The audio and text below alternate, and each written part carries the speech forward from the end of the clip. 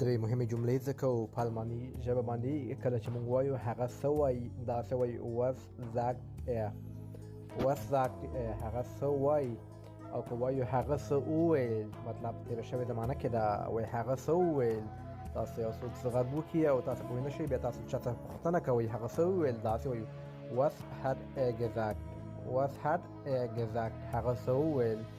که موږ وایو هغه څه نه دی ویلي هغه څه نه دی ویلي دا جمله په الماني ژبه څنګه وایو تاسو یې په کمنټ کې ولیکئ ګورو چې څوک یې صحیح لیکي که غلطه وي بیرته په کمنټ کې صحیح لیکم